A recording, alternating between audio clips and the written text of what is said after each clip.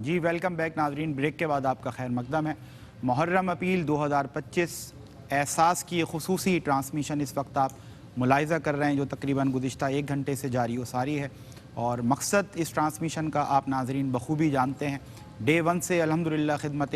انسانیت کا یہ سفر جاری و ساری ہے، اور احساس نے زندگی سے جڑے ہر شعبے میں اپنی خدمات پیش کرنے کی کوشش کی ہے، اور یہ یقیناً اللہ رب العزت کا فضل و کرم ہے کہ جس شعبے میں بھی ہم نے آپ کو آواز دی، دنیا بھر میں بسنے والے وہ اللہ کے نیک بندے کے جن کے دلوں میں جذبہ خدمت خلق موجود ہے، اگر رب نے ان کو ضرورت سے سوا دیا ہے تو ہمیشہ الحمدللہ ہماری اس آواز پر، ہماری اس صدا پر آپ حضرات لبیک کہتے نظر آئے، اور پھر اس کا نتیجہ یہ نکلا کہ لاکھوں افراد آج ہم کہہ سکتے ہیں کہ انڈر دی امبریلا احساس وہ یقیناً کسی نہ کسی طور پر استفادہ کر چکے ہیں۔ لیکن آپ جانتے ہیں اس وقت فی زمانہ بالخصوص پاکستان میں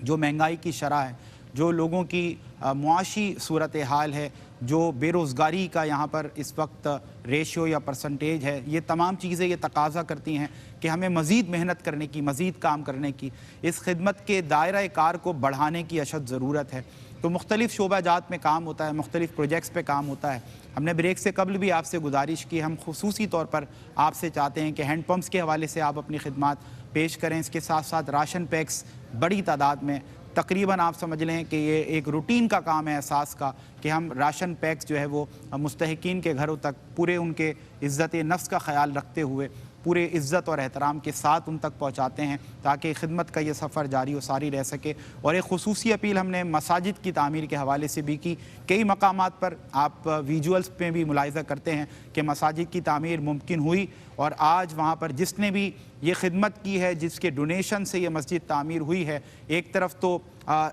اس کے دل کو ایک طمانینت اور سکون ملا کہ اللہ نے اس کو اتنی بڑی توفیق دی کہ اپنا گھر، یعنی کہ اللہ نے اپنا گھر مسجد بنانے کی توفیق اس کو دی ہے۔ اور دوسرا جو بڑا فائدہ، دوسری جو ایک بڑی موٹیویشن ہے یہ کہ ہر وہ بندہ مومن جو اللہ کی رضا کے لیے مسجد تعمیر کراتا ہے، وہ جانتا ہے اچھی طرح کہ یہ کتنا بڑا صدقہ جاریہ، کتنا بڑا ثواب جاریہ ہے۔ یعنی کہ جس دن وہ مسجد تعمیر ہوئی، پہلی اذان وہاں دی گئی، پہلی نماز وہاں پڑھائی گئی، جب تک وہ مسجد وہاں قائم و دائم رہے گی، جتنی اذانیں ہوں گی، جتنی نمازیں ہوں گی، جتنا قرآن پڑھا جائے گا، جتنا قرآن پڑھایا جائے گا، جتنے اذکار ہوں گے، تسبیحات ہوں گے، اللہ کی جتنی عبادتیں اس مسجد میں ہوتی رہیں گی، اس بندہ مومن کے نامہ اعمال میں نیکیوں کا اضافہ ہوتا رہے گا۔ یہ کوئی گھاٹے کا سودا نہیں ہے، یہ زندگی بڑی مختصر ہے، یقیناً ایک مکڑی کا جالا ہے، پانی کا بلبلا ہے، مچھر کا پر ہے، اس سے زیادہ اس زندگی کی کوئی حیثیت نہیں۔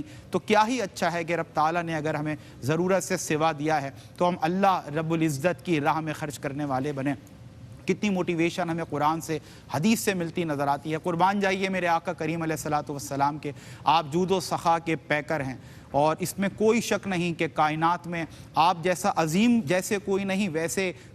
جود و سخا کی بھی اگر ہم بات کریں، سخاوت کی بھی بات کریں، تو سب سے عظیم سخاوت کے مالک میرے اور آپ کے پیارے آقا مصطفیٰ کریم علیہ الصلوۃ والسلام ہیں۔ آپ احد پہاڑ کو دیکھ کر آپ فرماتے ہیں کہ اگر یہ احد پہاڑ سونے کا بن کر بھی میرے پاس آ جائے تو میں اس بات کو پسند نہیں کرتا کہ میں اس میں سے میرے پاس ایک رائی کے دانے کے برابر بھی سونا باقی ہو، اور میں تیسری رات گزاروں، تیسری رات آ جائے، یعنی کہ مصطفیٰ کریم علیہ الصلوۃ والسلام یہ فرما رہے ہیں کہ میں وہ تمام کا تمام اللہ کے بندوں میں تقسیم کر دوں۔ یہ میرے آقا کریم علیہ الصلوۃ والسلام کی جود و سخا کا عالم ہے۔ جب کسی مجبور کو دیکھ لیتے، کسی سائل کو دیکھ لیتے، کسی بھوکے کو، پیاسے کو دیکھ لیتے، تو میرے آقا کریم علیہ الصلوۃ والسلام جب تک اس شخص سے، اس پریشان حال سے پریشانی دور نہ ہو جاتی، اس کی مشکل کشائی آپ نہ فرما دیتے، آپ سکون سے نہیں بیٹھتے تھے۔ یہ امت کے لیے آپ کے دل میں جذبہ محبت تھا، جذبہ احساس تھا،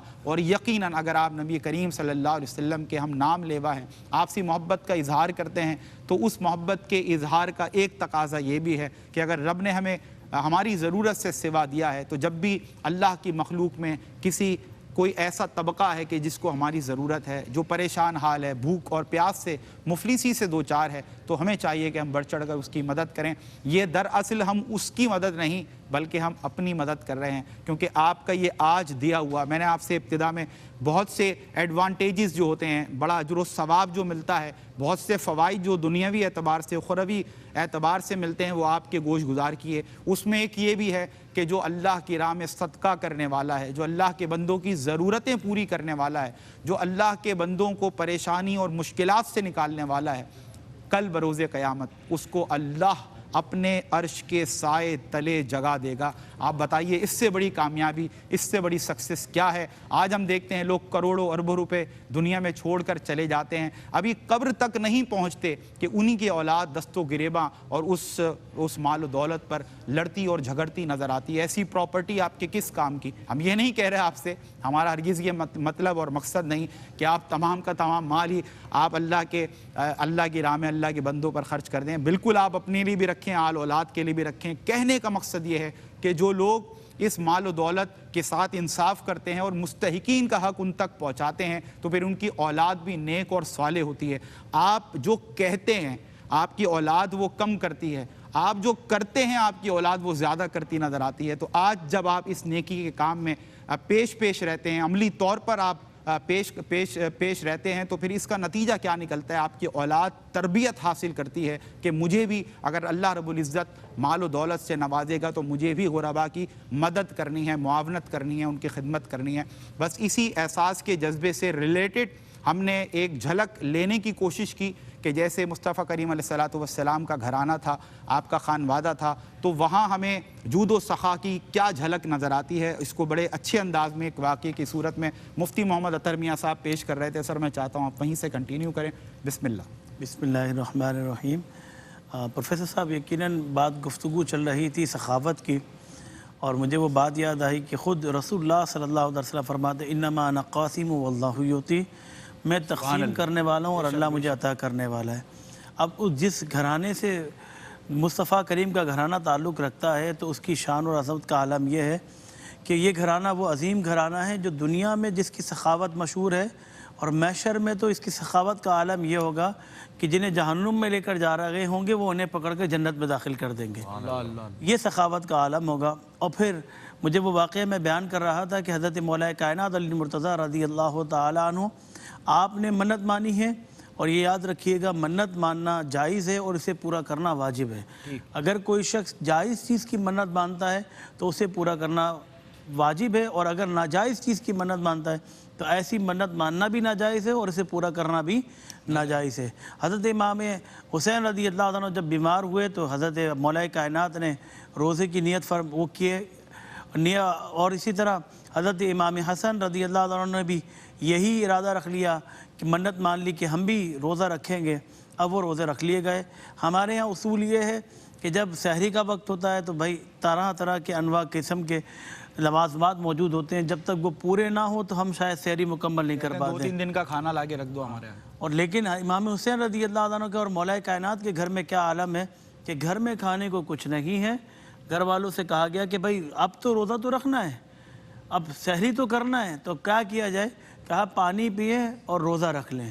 اور پھر مولا کائنات علی مرتضیٰ رضی اللہ عنہ صبح ہوئی، فجر کی نماز ادا کی اور کام کاج کے لیے چلے گئے۔ ہمارے ہاں تو جب گرمی زیادہ تیز ہو جاتی ہے تو ہمارا نوجوان کہتا ہے میں روزے رکھنا چھوڑ دیتا ہوں، اور ایسا بھی حال دیکھا ہے کہ نوجوان سے پوچھا جائے کہ بھائی روزہ کیوں نہیں رکھ رہا ہے؟ کہا گرمی آئے، گرمیوں میں روزہ برداشت نہیں ہو رہا ہے۔ مولا کائنات علی مرتضیٰ کا نام لینے والے اور ان سے محبت کرنے والے ان کے لیے درس ہے کہ مولا کائنات علی مرتضیٰ پورا دن آپ کام کرتے ہیں، کچھ پیسے کماتے ہیں، اس سے گندم خریدتے ہیں اور گندم گھر لے کر آتے ہیں۔ حضرت فاطمہ الزہرا رضی اللہ عنہ سے فرماتے ہیں اس گندم کو پیسو، روٹی بناؤ، وقت سے افطار ہونے والا ہے۔ وقت افطار کے وقت دسترخوان لگ جاتا ہے، دسترخوان سج گیا، روٹی آ گئی ہے، بیٹھے ہوئے ہیں، اتنے میں دروازے پہ دستک ہوتی ہے۔ پوچھا کون؟ کہنے والا کہتا ہے میں سائل ہوں، میں یتیم ہوں، مجھے کھانے کو کچھ دیجئے۔ مولا کائنات علی مرتضیٰ نے اپنی پلیٹ کا حصہ کا کھانا اٹھایا اور دینا شروع کیا۔ کہا یہ لو جاؤ میرا حصہ دے دو۔ حضرت فاطمہ الزہرا کہتی ہیں اے علی بات یہ ہے کہ نیکی کے کام میں مجھے پیچھے چاہ رہے ہو، مجھے پیچھے کرنا چاہتے ہو، میں بھی اس نیکی کے کام میں شامل ہونا چاہتی ہوں اور میرا حصہ بھی اس یتیم بچے کو دے دیا جائے۔ حسنین کریمین کہتے ہیں کہ والدہ اور والد یہ کام کر رکھے ہیں، آپ نے بھی، ہم پیچھے رہ جائیں، ہم بھی یہی کام کریں گے اور اپنا جو کھانے کا حصہ ہے وہ اس یتیم بچے کو دے دیں گے۔ اور پھر دیکھیں جس گھرانے میں تربیت ہو جاتی ہے نا، وہاں کے خادمین کی بھی تربیت ہو جاتی ہے خود بخود ہی۔ اور کیسی تربیت ہوتی ہے؟ خادمہ کہتی ہیں جب گھر والے مال خیرات کرنے کے لیے تیار ہیں تو میں بھی اپنا حصہ اللہ کی راہ میں خیرات کرنے کے لیے تیار ہوں۔ یتیم کے ہاتھ میں وہ مال دے دیا گیا، کھانا دے دیا گیا، اور اس کے بعد گھر والوں نے صرف پانی پی کر روزہ افطار کیا۔ ہمارے یہاں افطاری میں تو مختلف قسم کے چیزیں موجود ہوتی ہیں، اور شربت بھی کئی قسم کے موجود ہوتے ہیں، لیکن جانے وہ لوگ جہاں پر پانی کا تصور ناپید ہو چکا ہو، اور جہاں ایک تالاب سے لوگ بھی پانی پی رہے ہوں اور جانور بھی پانی پی رہے ہوں، وہاں وہ کس طرح زندگی گزار رہے ہوتے ہیں۔ اللہ کا ہم شکر ادا کریں۔ میں تو بار بار جمعے میں تقریر میں بھی یہ بات کہتا ہوں کہ جس کے گھر میں آج کے دور میں اگر کھانے کو دال مل رہی ہے اور کھانے کو روٹی اور چٹنی مل رہی ہے، اللہ کا شکر ادا کریں کہ آپ کے گھر میں یہ میسر ہے۔ یقین جانیں ایسے بھی گھر موجود ہیں جو شہری آبادی میں رہتے ہیں، میں تو گاؤں کی بات ہی نہیں کر رہا، شہری آبادی میں جو رہ رہے ہیں ان کا بھی حال یہ ہو چکا ہے کہ ان کے ہاں تو کھانے کے 2 وقت میں بھی کھانا نہیں ہوتا ہے، وہ پریشان ہوتے ہیں اور مختلف جگہوں پر بیچارے جا کر مانگ رہے ہوتے ہیں۔ میرے ساتھ بھی کوئی لوگ ایسے ملے کہ میں خود دیکھا کہ اس بندے کے اللہ نے نوازا لیکن امتحان میں ڈال دیا اللہ نے، اور جو نوازا تھا وہ سارا معاملہ ختم ہو گیا، لیکن وہ فون کر کے مجھ سے بولتا ہے کہ یار میں بہت پریشان ہوں۔ میں کہتا ہوں کہ زندگی کے اندر اللہ کا شکر ہر دفعہ کرنا چاہیے کہ جو نعمتیں آپ کو ملتی ہیں افطار کے وقت، اگر آپ کے پاس اتنی نعمتیں ہیں تو آپ اللہ کا شکر ادا کر رہے ہیں کہ اللہ نے اتنی نعمتوں سے آپ کو نوازا ہے۔ لیکن مولا کائنات کا گھر کا دیکھا حال کیا ہے کہ وہ گھر میں کھانے کو کچھ نہیں ہے، پانی پیا، روزہ افطار کر لیا، ایک دن گزرا، پھر دوسرے دن یہی معاملہ، پھر وہی افطار کا وقت آیا، گھر والے موجود ہیں، افطار لگا دی گئی ہے، اتنے میں دروازے پھر دستک ہوتی ہے۔ کون کہنے والا کہتا ہے کہ میں مسافر ہوں، مجھے کھانے کو کچھ دیجئے۔ گھر والوں نے سارا اپنا کھانا مسافر کو دے دیا، خود پانی پی کر روزہ افطار کر لیا۔ تیسرا دن بھی یہی عالم ہے کہ روزہ رکھ رہے ہیں کہ معاملہ آتا ہے تو پانی پیتے ہیں، اور افطار کا وقت آتا ہے، دسترخوان سجتا ہے، کھانے کے لیے بیٹھتے ہیں، مؤذن اذان دینے والا ہے، ابھی یہاں افطار مکمل ہونے والا ہے، لیکن کیا ہوتا ہے؟ دروازے پہ دستک آتی ہے، کہنے والا کہتا ہے میں قیدی ہوں، مجھے کھانے کو کچھ دیجئے۔ گھر والے سارا کھانا قیدی کو دے دیتے ہیں۔ 3 دن گزر گئے، ہم اور آپ اگر ایک دن گندم نہ کھائیں، یقین جانے ہماری تو حالت بری ہو جائے، ہم ایک دن گندم نہ کھائیں۔ مولا کائنات علی مرتضیٰ کے گھرانے نے 3 دن تک گندم کا دانہ نہیں کھایا۔ مولا کائنات علی مرتضیٰ بظاہر تو کمزور نظر آ رہے تھے۔ یہ یاد رکھیے گا، روزہ رکھنے سے روحانیت عروج پر پہنچتی ہے۔ بظاہر تو آپ کو یہ محسوس ہوتا ہے کہ ہم نے پورا دن کچھ نہیں کھایا، لیکن روحانیت عروج پر پہنچ جاتی ہے۔ اب مولا کائنات علی مرتضیٰ رضی اللہ تعالیٰ عنہ بظاہر تو کمزور نظر آ رہے، حضور کی بارگاہ میں پہنچے۔ وہ مصطفیٰ کریم جو چہروں کو دیکھ کر دل پڑ گیا کرتے، وہ مصطفیٰ کریم جو اپنی امت کو جانتے ہیں، وہ مصطفیٰ کریم جو اس امت کے لیے دعائیں کرتے ہیں، وہ پہچان جاتے ہیں اور کہتے ہیں علی کیا بات ہے، تمہارا چہرہ کچھ افسردہ نظر آ رہا ہے، تم کچھ کمزور نظر آ رہے ہو، کیا ماجرا ہے؟ مولا کائنات علی مرتضیٰ رضی اللہ تعالی عنہ سارا واقعہ بیان کرتے ہیں۔ اللہ اکبر، رحمت للعالمین خاتم النبیین صلی اللہ تعالی علیہ وسلم کے آنکھوں سے آنسو رواں ہو جاتے ہیں، اور جیسے ہی آنسو رواں ہوتے ہیں آسمان سے جبریل آتے ہیں، عرض کرتے ہیں یا رسول اللہ صلی اللہ تعالی علیہ وسلم، اللہ نے آپ کو سلام بھیجا ہے، آپ کی آل کو سلام بھیجا ہے، آپ کے جو گھرانے کے امتحان لیا گیا، 3 دن جو مسافر بن کر آیا، قیدی بن کر آیا، یتیم بن کر آیا، کوئی اور نہیں تھا، یا رسول اللہ میں تھا، اللہ نے آپ کی آل کا امتحان لیا اور آپ کی آل اس امتحان میں کامیاب ہو گئی۔ آپ اندازہ کیجئے یہ آل کیسے گھرانے والی ہے کہ لوگوں میں تقسیم کر رکھی ہے، اور کس قدر تقسیم کرنے والی ہے کہ مولا کائنات علی مرتضیٰ کے شہزادے امام حسین رضی اللہ تعالیٰ عنہ میدان کربلا میں 2 ہی تقاضے تھے، یا تو آپ ہاتھ دے دیں یا سر دے دیں، 2 ہی تقاضے تھے اور کچھ نہیں تھا، یعنی یزید کے ہاتھ پر بیعت کر لیں یا اپنے سر مبارکہ کو یزید کے حوالے کر دیں۔ امام حسین نے یہی کہا کہ یہ سر میدان کربلا میں کسی کے آگے نہیں جھکے گا، لیکن بات یہ ہے کہ تو در حسین پر آیا ہے، اب خالی ہاتھ نہیں جائے گا، ہاتھ تو آپ کے تیرے ہاتھ میں ہاتھ نہیں دے سکوں گا۔ اس کی وجہ کیا ہے کہ فاسق اور فاجر کو امام بنانا اگر آج میں نے بنا لیا تو قیامت تک لوگ مثال دیں گے کہ امام حسین نے تو فاسق اور فاجر کو امام بنایا۔ اگر یہ بات ہو گئی تو بڑا مسئلہ ہو جائے گا۔ دین بچانا تھا، امام حسین نے کہا تو میرے در پر آیا ہے، خالی ہاتھ نہیں جائے گا، آج میرا سر لے کر چلا جا، میں دین کے خاطر اپنے سر کو قربان کرنا چاہتا ہوں اور دینا چاہتا ہوں۔ آپ دیکھیں کہ کیسا گھرانہ۔ اور مجھے یاد آیا حضرت زین العابدین رضی اللہ تعالیٰ عنہ، واقعہ کربلا ہو گیا، آپ مدینہ چھوڑ کر مدینے سے دور کہیں قیام پذیر ہو گئے، اور پھر کیا ہوا، جب مدینے کے اندر یزیدیوں کو قتل کرنا شروع کیا گیا تو ایک یزیدی لشکر میں رہنے والا وہ مدینے سے باہر نکلتا ہے اور دیکھتا ہے ایک حجرہ موجود ہے، دروازے پہ دستک دیتا ہے، اور دینے کے بعد کہتا ہے کہ میرے پیچھے لوگ لگے ہیں، دشمن لگے ہوئے ہیں، آپ مجھے پناہ دیجیے۔ پناہ دی گئی، گھر میں رہا، رات بھر رہا، کھانا کھایا، صبح رہا اور پھر جانے لگا تو حضرت زین العابدین سے کہنے لگا حضور آپ مجھے پہچانے نہیں۔ کہا کیا بات؟ میں پہچانتا ہوں تمہیں، میں میدان کربلا میں یزیدی لشکر کے ساتھ تھا اور میں نے اس ظلم و ستم میں آپ کے گھر والوں کے جو ظلم ہو رہا تھا میں ان ظالموں کے ساتھ تھا،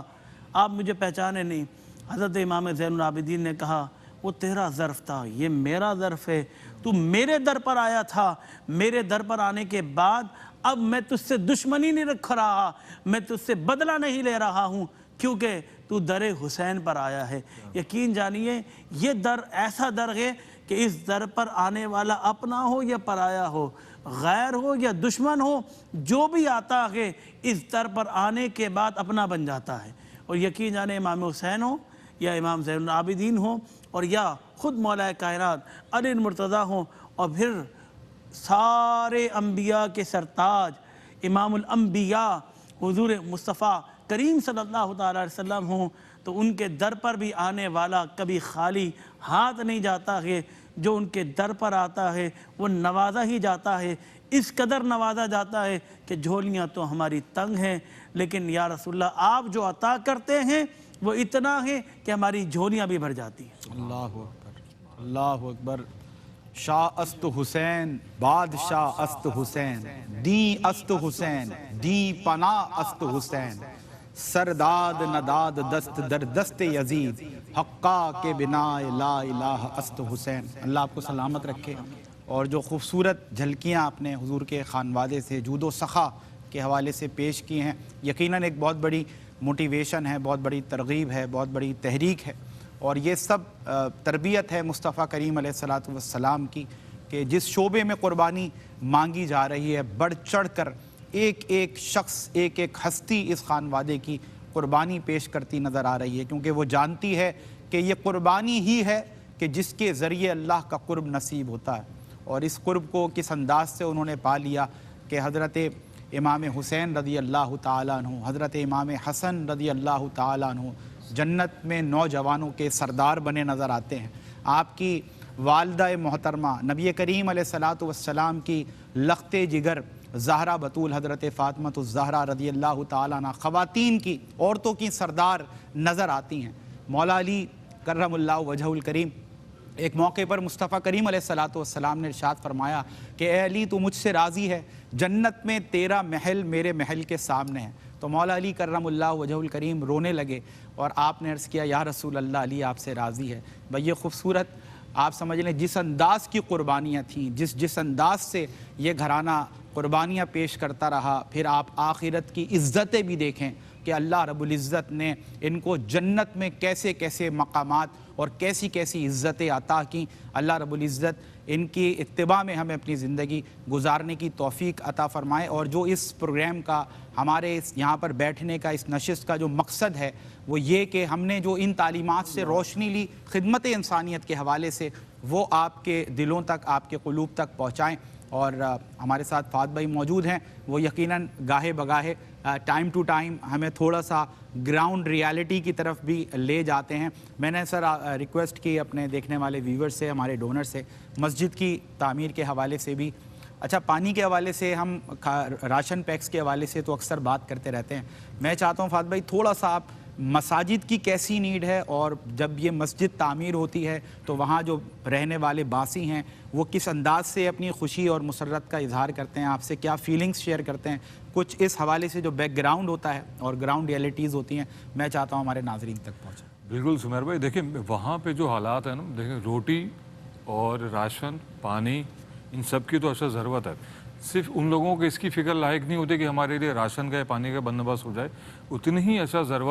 ہی ضرورت ان لوگوں کو اس مسجد کی تعمیر کے حوالے سے بھی ہوتی ہے, کیونکہ زیادہ ان کی جو آنے والی نسل ہے وہ دین کے معاملات میں تو آراستہ ہو. اور نہ صرف یہ, ان لوگوں میں نے یہ شوق دیکھا ہے, بچوں میں بھی جب وہاں پہ مسجد کی تعمیر ہوتی ہے تو کوئی جھاڑو دے رہا ہے, کوئی صفائی کر رہا ہے, کوئی دریا صاف کر رہا ہے, کوئی وضو خانہ دھو رہا ہے, مطلب اپنی اس میں جو بھی ان سے بن پاتا ہے وہ کرتے ہیں. یہ ضرورت اپنی جگہ ہے, کیونکہ وہاں پہ اچھا ضرورت اس وجہ سے زیادہ ہوتی ہے کہ جہاں پہ آپ ایک ہینڈ پمپ 2 سے 3 کلومیٹر دور کی مسافت پہ, سیم یہ کنڈیشن مسجد کے حوالے سے بھی ہے. وہاں پہ ایک آبادی بہت ڈسٹینس سے رہتی ہے, بہت زیادہ دور دراز علاقوں میں رہتی ہے, تو ان کو ایک ایسی جگہ مسجد تعمیر کی جاتی ہے کہ جو گوٹوں کو, 2 گاؤں کو ایک راہ پہ لے کے آ سکیں اور اس جگہ پہ 2 لوگ مسجد میں آ کے نماز پڑھ سکیں. لوکیشن ایسے آپ اس کی وجہ کیا ہوتی ہے سمیر بھائی, کیونکہ آبادیاں بہت ڈسٹینس میں وہاں پہ, اور وہاں پہ سارا سفر آپ کو پیدل ہی کرنا پڑتا ہے. وہاں پہ کوئی موٹر سائیکل یا گاڑی, کوئی کنوینس وہاں پہ ہے ہی نہیں, موجود ہی نہیں, کیونکہ جب ہم لوگ جاتے ہیں تو ہمیں اندازہ ہوتا ہے کہ جو ہم دیکھ کے آ رہے ہیں وہی ہم آپ کو بتا بھی سکیں. ہم وہاں پہ جاتے تو گاڑی میں, لیکن وہاں پہ جو باقی سفر ہوتا ہے وہ سارا آپ کا پیدل ہی ہوتا ہے. آپ یقین جانیے سمیر بھائی, ہمارے پاؤں مٹی میں دھسے ہوئے ہوتے ہیں وہاں پہ, اور کچھ علاقوں میں ہم ابھی تک نہیں پہنچ پائے, اور ابھی بھی ایسے علاقے موجود ہیں. صرف پانی کے حوالے سے نہیں, نہ راشن کے حوالے سے, مسجد کے حوالے سے بھی پورے پاکستان کا اگر جائزہ لیا جائے نا, آپ انٹیریئر بلوچستان کی بات کر لیں, سندھ کی بات کر لیں, کے پی کی بات کر لیں, اس کی پنجاب کی بات کر لیں, یکساں صورت حال ہے. شہر کے جو حالات ہیں نا, مجھے لگتا ہے کہ کچھ عرصے میں گاؤں کا نام مشہور ہو جائے گا اس شہر کے نام سے. جیسے ابھی مفتی صاحب نے بات کری نا کہ پینڈیمک کے بعد سے سمیر بھائی ابھی بھی لوگ سسٹین نہیں ہو پا رہے ہیں, ابھی بھی اس کے اثرات کوئی آفٹر افیکٹس ان لوگوں کو فیل ہو رہا ہے. اس سال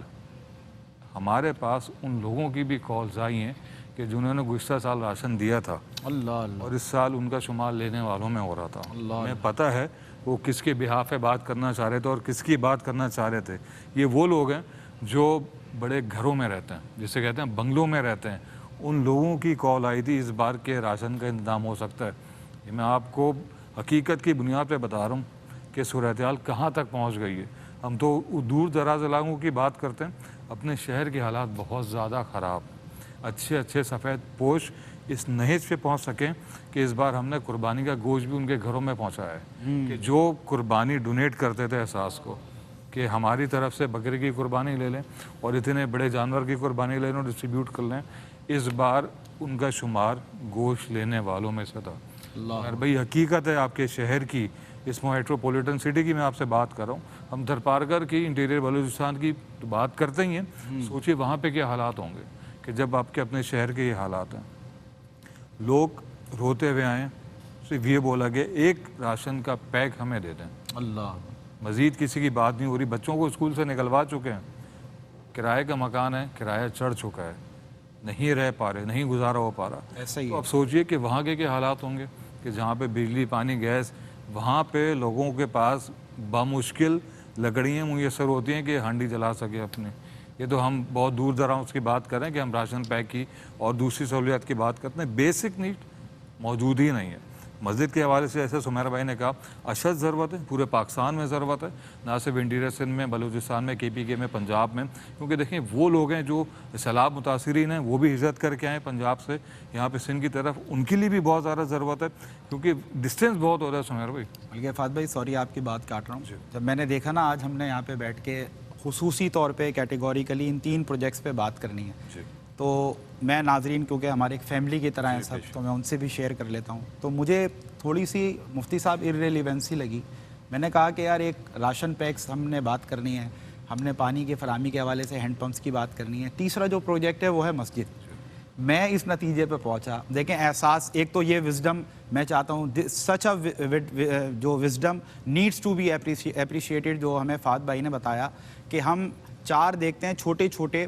قصبے کہہ لیں، چھوٹے چھوٹے گاؤں کہہ لیں، اور کسی ایک گاؤں میں کوئی مسجد کی تعمیر ہو جائے تو صرف وہیں اسی گاؤں کے رہنے والے جو باسی ہیں وہ مسجد میں جا سکیں گے، نماز ادا کر سکیں گے. لیکن یہ وزڈم ہی ہے نا کہ ایک لوکیشن کا تعین کرنا کہ یار ہم یہاں مسجد بناتے ہیں اور یہاں سے یہ 1 2 3 4 یہ 4 گاؤں آسانی کے ساتھ، یہ 4 قصبے، یہ 4 ٹاؤنز آسانی کے ساتھ کنیکٹ ہو سکتے ہیں. یہاں 4 گاؤں کے لوگ، دیہاتوں کے لوگ اس مسجد تک آ سکتے ہیں. اس کو وزڈم ہی کہتے ہیں. دوسرا یہ ہم نے جو ابھی جتنی بھی بات کی کہ جب یہ تینوں چیزیں دیکھیں تو مجھے یہ محسوس ہوا فات بھائی کہ اگر ہم راشن پیکس کی بات کر رہے ہیں اور ہینڈ پمپس کی، یعنی کہ ہم لوگوں کی جسمانی ضروریات کی بات کر رہے ہیں، اور جب مسجد کی بات آئی یعنی کہ ہم لوگوں کی روحانی ضرورت کی بات کر رہے ہیں. تو احساس الحمدللہ اس بات کا ادراک رکھتا ہے کہ ایک طرف ہمیں لوگوں کی جسمانی ضروریات کا بھی خیال رکھتے ہوئے ان کو مدد و معاونت فراہم کرنی ہے، اور دوسری طرف ان کی روحانی جو ضروریات ہیں اس کا بھی ہمیں خیال کرنا ہے. اور روحانی تسکین کا سب سے بڑا سامان کیا ہو کہ ہمارے مسلمان بھائی، ہمارے بزرگ، چھوٹے بچے جب گھروں سے نکلیں تو ان کے علاقے میں، ان کے گاؤں کے پاس، ان کے دیہات کے پاس ایک مسجد، اللہ کا گھر موجود ہو کہ جہاں جا کر وہ عبادت کر سکیں اور وہاں سے روحانی تسکین اور روحانی طاقت کا سامان حاصل کر سکیں. آئیے ایک بار پھر نعت رسول مقبول صلی اللہ علیہ وسلم کے لیے میں ایک بار پھر سے محمد دانیال شیخ سے ملتمس ہوں کہ بارگاہ رسالت مآب صلی اللہ علیہ وسلم میں ہدیہ عقیدت پیش کرنے کی سعادت حاصل کریں. بسم اللہ. مجھ پہ بھی چشم کرم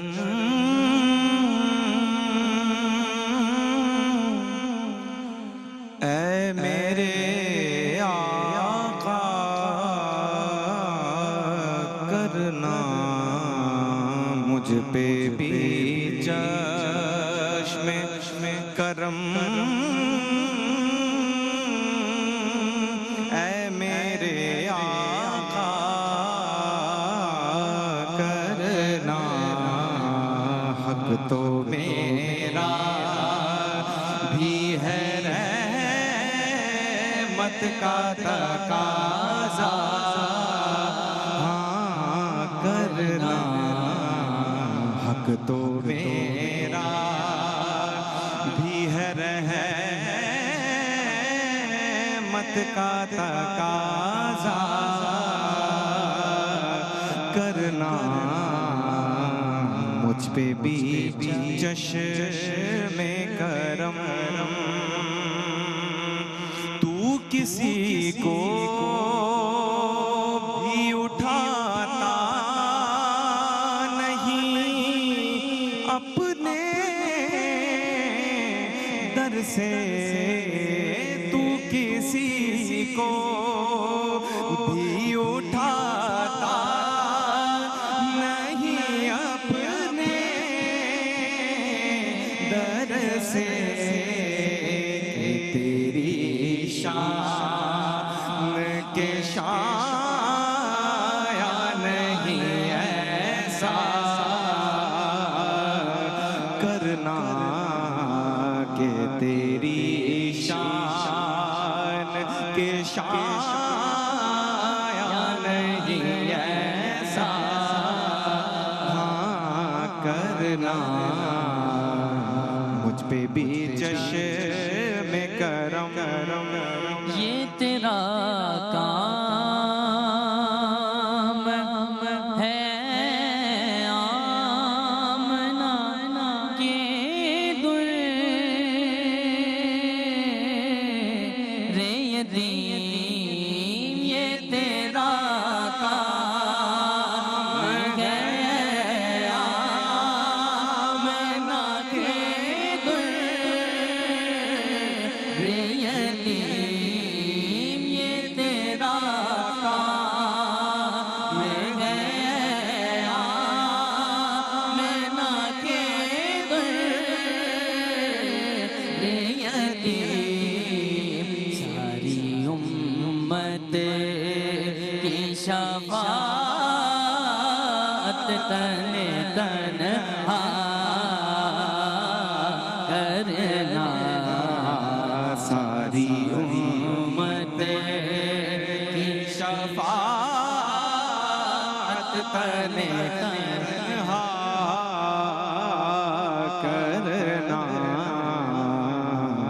مجھ پہ بھی چشم کرم تیرے صدقے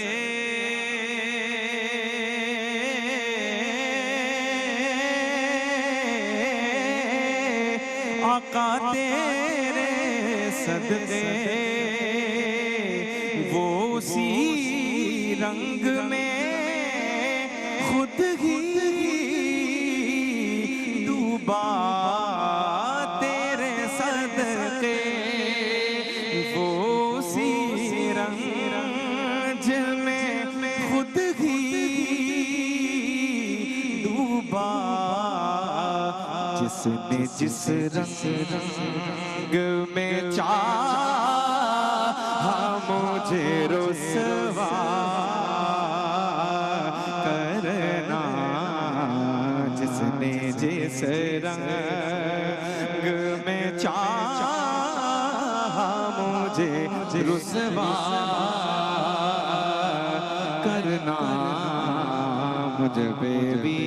چشم کرم ان صحابہ کی خوشت وار نگاہوں کو سلام ان صحابہ کی خوشت وار نگاہوں کو سلام جن کا مسلک تھا طواف رخ زیبا کرنا جن کا مسلک تھا طواف رخ زیبا کرنا مجھ پہ بھی چشم کرم چاند کی طرح تیرے گرد وہ تاروں کا ہجوم چاند کی طرح تیرے گرد وہ تاروں کا ہجوم وہ تیرا حلقۂ اصحاب میں بیٹھا کرنا وہ تیرا حلقۂ اصحاب میں بیٹھا کرنا مجھ پہ بھی چشم کرم مجھ پہ میشے میں نصیر ان کی نظر پڑ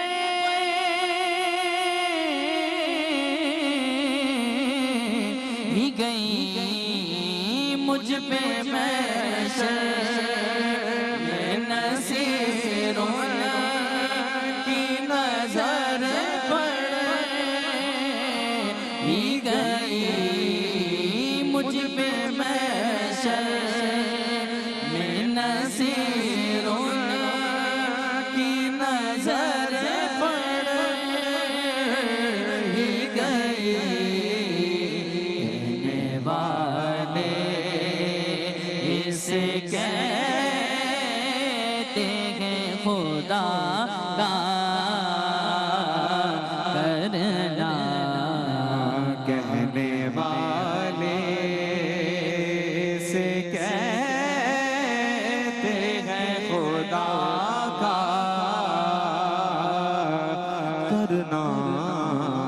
حق تو میرا بھی ہے نا حق تو میرا بھی ہے رحمت کا تقاضا کرنا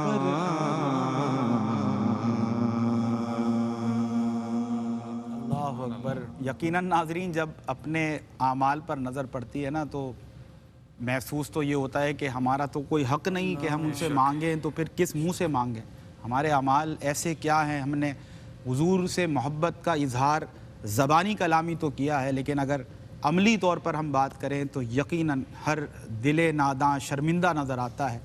اور بس ایک پشیمانی محسوس کرتا ہے کہ یا رسول اللہ آپ تو پوری زندگی جب قیام میں ہیں، تلاوت میں ہیں، جس مقام پر ہیں، جس سفر میں ہیں،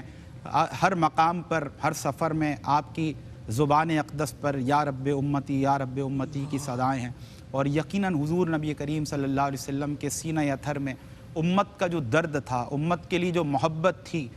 وہ یقیناً الفاظ میں بیان ناظرین نہیں ہو سکتی. یعنی کہ بروز حشر بھی علماء فرماتے ہیں کہ ہر نبی کی زبان پر یا رب نفسی کی صدائیں ہوں گی. اور آج بھی کالی کملی والے آقا مصطفیٰ کریم علیہ الصلوۃ والسلام کی زبان اقدس پر ایک ہی کلمہ جاری ہوگا کہ یا رب امتی.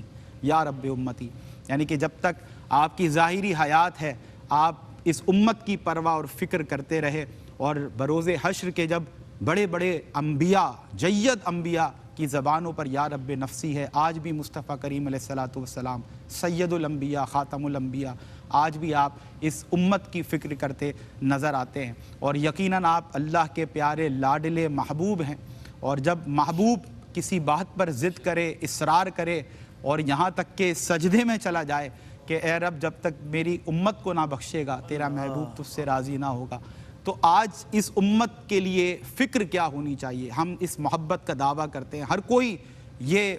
ببانگ دہل یہ آپ سمجھ لیں کلیم کرتا نظر آتا ہے کہ میں نبی کریم صلی اللہ علیہ وسلم سے بہت محبت کرتا ہوں، آپ سے عشق کرتا ہوں، میں آپ کا بہت بڑا عاشق ہوں. لیکن جب عملی طور پر ہم دیکھتے ہیں تو ہم میں بہت سی کمیاں ہیں. انہی کمیوں میں ایک کمی یہ بھی ہے کہ ہر بندہ مومن یہ چاہتا ہے مفتی صاحب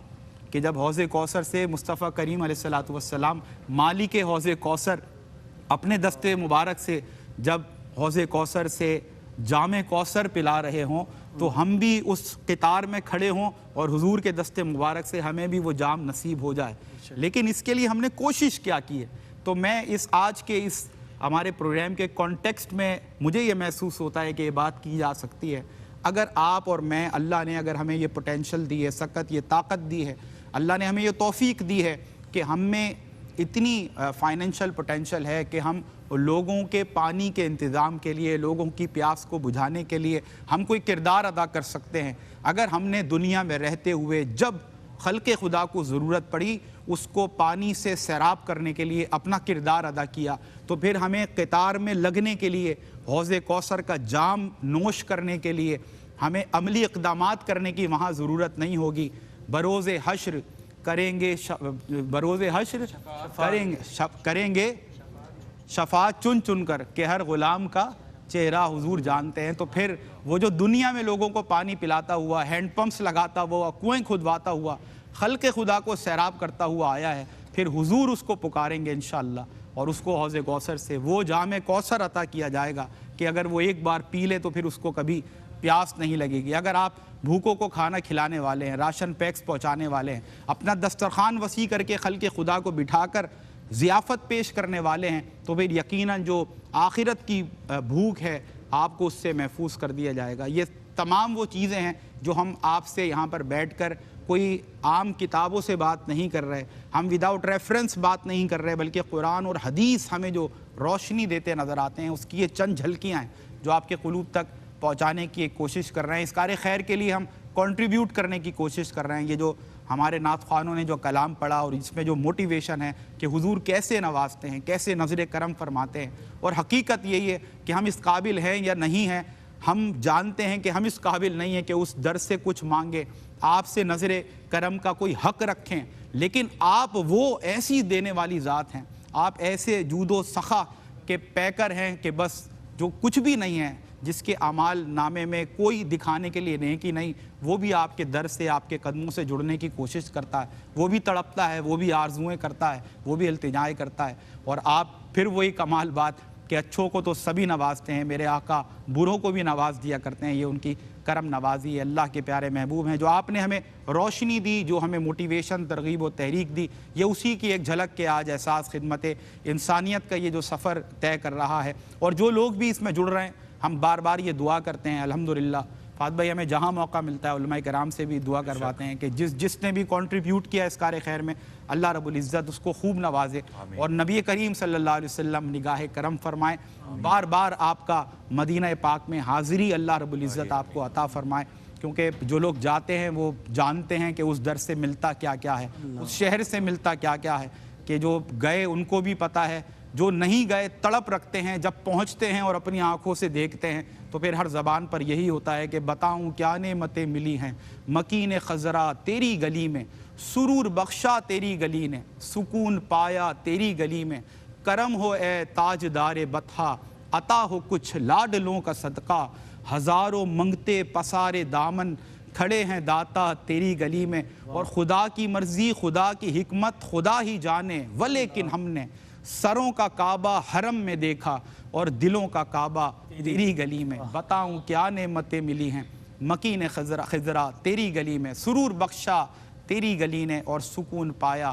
تیری گلی میں۔ میں چاہتا ہوں مجھ سے آپ کی ایک خاص موٹیویشن بھی ہوتی ہے، ایک ترغیب، ایک تحریک ہوتی ہے جو آپ کا ایک انداز ہے۔ میں چاہتا ہوں کہ جیسے میں نے ایک عرض کی ایک اسٹوڈنٹ کے طور پر بحیثیت طفل مکتب کہ کس کس انداز سے لوگ جو نیکی کے کام کرتے چلے جاتے ہیں، اب دنیا آخرت کی کھیتی ہے، جو یہاں جیسا بوتا ہوا جاتا ہے آخرت میں ویسا کاٹتا نظر آتا ہے۔ تو میں چاہتا ہوں کہ جو لوگ خلق خدا کی خدمت کے لیے ایسے نیکیوں کے کام کرتے ہوئے دنیا سے گزر گئے یا دنیا سے چلے جاتے ہیں، آخرت میں سر کیا بینیفٹس اور کیا اجر و ثواب ان کو ملتا نظر آتا ہے؟ پروفیسر صاحب مجھے وہ آیت مبارکہ یاد آئی، اللہ نے قرآن میں ارشاد فرمایا من جاء بالحسنۃ فلہ عشر امثالھا۔ دیکھیں دنیا کے اندر اجر تو ملنا ہے اور آخرت میں بھی اجر ملنا ہے۔ ہم کہاں انویسٹمنٹ کرتے ہیں جہاں پر ہمیں زیادہ فائدہ ہو۔ مثال کے طور پر اگر ہمیں کوئی کہتا ہے کہ آپ پراپرٹی میں انویسٹمنٹ کریں گے تو آپ کا ملٹیپلائی بائی 3 ہو جائے گا، 4 ہو جائے گا، 5 ہو جائے گا، آپ کو فوراً ہوگا اشتیاق کہ بھائی میں سب سے پہلے پراپرٹی پہ اس میں بڑا فائدہ، انویسٹمنٹ کرو کہ بھائی اس میں سیف سائڈ بھی اور پیسہ بھی بہت بڑھ کر مل رہا ہے، وہ 5 ملٹیپلائی ہو رہا ہے، 3 ملٹیپلائی ہو رہا ہے۔ تو ہم وہ کوشش کرتے ہیں، تجارت کرتے ہیں، ہم بھاگم دوڑی کر لیتے ہیں، اور وہ کام مکمل جب ہوتا ہے تو ہم کہتے ہیں چلے بھائی ہم نے ایک ایسا عمل کر لیا ہے جس سے ہمیں فائدہ ہی فائدہ ہے۔ لیکن کبھی کبھار ایسا بھی ہو جاتا ہے کہ پراپرٹی کے اس بزنس کے اندر لاس بھی ہو جاتا ہے۔ ہاں رسک تو ہم سوچ کے بیٹھے تھے کہ ہمیں 2 ملٹیپلائی بائی 2 ملے گا، ملٹیپلائی بائی 4 ملے گا، 100% گارنٹی نہیں ہے، گارنٹی نہیں ہے، وہاں نقصان ہو گیا۔ اب کیا کر رہے ہیں؟ سر پکڑ کر بیٹھے ہیں کہ ہم نے تو انویسٹمنٹ ایسی جگہ کی تھی جہاں ہمیں یقین تھا کہ ہمیں ڈبل ملنے والا ہے، 4 گنا ملنے والا ہے، 5 گنا ملنے والا ہے، ہم وہاں انویسٹمنٹ کر کے بیٹھے تھے، لیکن کیا ہوا؟ افسوس ہوا کہ فائدے وہ کے بجائے نقصان میں چلے گئے۔ تو میں ہمیشہ کہتا ہوں تجارت کرنا ہے تو رب کے ساتھ کر لیں۔ ہر بندہ تاجر بننا چاہتا ہے، تجارت کرنا چاہتا ہے، اور ایسی تجارت جس میں لاس نہ ہو۔ پروفٹ اینڈ لاس تو ہر تجارت کے اندر موجود ہے، لیکن ایک تجارت ایسی ہے جس میں ہمیشہ پروفٹ ہی پروفٹ ہے، اور وہ تجارت کیا ہے؟ وہ اللہ کے ساتھ تجارت ہے۔ من جاء بالحسنۃ فلہ عشر امثالھا، جو اللہ کے ساتھ تجارت کر لیتا ہے اللہ اسے 10 گنا عطا فرما دیتا ہے۔ ایک تو وہ نیکی لے کر آیا اور 10 گنا اللہ نے دی، تو کتنی ہو گئی اس کی؟ 11 ہو گئی، تو اس کو 11 کا اجر ملتا ہے۔ اور یقین جانیے ہم یہ سوچتے ہیں کہ شاید ہم نیکی کرتے، ہم اصل میں مادہ پرست لوگ ہو گئے۔ ہمارے سامنے کوئی چیز نظر آتی ہے تو ہم سمجھتے ہیں کہ ہاں بھائی اب ہمیں فائدہ ہو رہا ہے۔ مثال کے طور پر ہم کوئی چیز خریدنے جاتے ہیں تو وہ خریدنے کے بعد ہمارے پاس آتی ہے، ہمارے ہاتھ میں آتی ہے، ہم سمجھتے ہیں کہ ہم نے جو پیسے یوٹیلائز کیے ہیں وہ ہمارے پاس پورے ہو گئے، اب ہم اسے پانی بھی پی سکتے ہیں، کھانا بھی کھا سکتے ہیں۔ لیکن کچھ چیزیں ایسی ہیں کہ جو آپ کے بینک بیلنس کو بڑھا رہی ہوتی ہیں۔ آپ کہتے ہیں ہاں بھائی جیسی میسیج آیا او میرے اکاؤنٹ میں پیسے بڑھ گئے، تو ہم خوش ہوتے ہیں کہ بھائی ہمارے پیسے بڑھ گئے۔ اب کیونکہ یہ مادہ پرست ہم ذہن بنا چکے ہیں، تو اس لیے ہم چاہتے ہیں کہ ہم نے جو نیکی کی نا، آج ایک غریب کو ہم نے 1 روپیہ دیا ہے تو فوراً ہمیں 11 روپے مل جائیں، فوراً اس کا اجر مل جائے۔ اگر آج ہم نے ایک ہینڈ پمپ لگا دیا ہے تو اس کا اجر ہمیں فوراً مل جائے۔ تو ہم کیونکہ ذہن کے اندر یہ بات بیٹھ کے بیٹھے ہیں تو یاد رکھیے گا اجر فوراً نہ ملے تو اس کا مطلب ہرگز یہ نہیں ہے کہ آپ کی نیکی اللہ نے رد کر دی ہے، بلکہ اللہ نے شاید آپ کی نیکی کو قبول کر لیا ہے اور اس کا اجر آپ کے لیے قیامت کے دن رکھا آگے، اور جب آپ قیامت کے دن اجر دیکھیں گے تو یقین جانیے آپ اس ٹائم کوشش کریں گے کہ یار کاش میں سارا مال اللہ کی راہ میں خرچ کر دیتا تو مجھ کا اجر ملتا جنت آپ میں۔ اجازت دیں تو ایک اور بات عرض کر دوں اگر آپ کی اجازت؟ جی حضرت اجازت۔ ایک اور یہ بھی تو اللہ کی طرف سے حکمت ہو سکتی ہے نا کہ میں نے اللہ کی راہ میں دیا، اب بظاہر مجھے 10 کے بجائے 100 روپے جو ہے نا پورے ہو کر نہیں ملے، جو آپ نے کہا مٹیریلسٹک اپروچ ہے، مادہ پرست ہو گئے ہیں تو جب تک 100 نہیں آئیں گے تو لگے گا نہیں یار اللہ کی راہ میں 10 دیے تھے 100 نہیں ملے۔ یہ بھی تو مفتی صاحب ہو سکتا ہے نا کہ اللہ نہ کرے خاکم بدھن بادل نہ خواستہ کوئی جان لیوا بیماری اس کو لگ سکتی تھی، اللہ نے اس سے محفوظ فرما دیا۔ اس سے بڑا 100 کا نوٹ اور کیا ہوگا؟ یقین جانیے۔ یعنی کہ پھر تو کروڑوں بھی خرچ کر لیتا، اگر جان لیوا مرض ہے تو پھر تو وہ جان لے کر ہی چھوڑتا، تو پھر کیا کرتا ہے اس مال و اللہ نے دولت؟ اگر کوئی نعمت سے نوازا ہے یقین جانیے اس نعمت کا شکر تب ہی ادا ہوگا، اس نعمت کو اللہ کے راہ میں۔ بہت اچھی بات کی آپ نے، یہ اپروچ اور یہ پرسیپشن درست ہونا ضروری ہے کہ آپ کا یہ یقین کامل ہونا چاہیے اللہ کی راہ میں دیا ہے تو ملے گا ضرور۔ گفتگو بہت اچھی چل رہی ہے سر، میں چاہتا ہوں اس میں کوئی خلل نہ آئے، ایک مجبوراً ایک بریک لگانا پڑتا ہے تاکہ ہماری گاڑی اور اچھے سے رواں چلے، تو ایک بریک لے لیتے ہیں ناظرین، اس یقین کے ساتھ کہ اس خوبصورت اور دنیا اور آخرت کو خوبصورت بنانے والی اور با کمال مفید بنانے والی گفتگو میں آپ ہمارے ساتھ جڑے رہیں گے۔ ایک مختصر سا وقفہ ہے اس یقین کے ساتھ کہ آپ کا ہمارا ساتھ رہے گا۔ آپ سے ہوتی ہے ملاقات ایک بریک کے بعد۔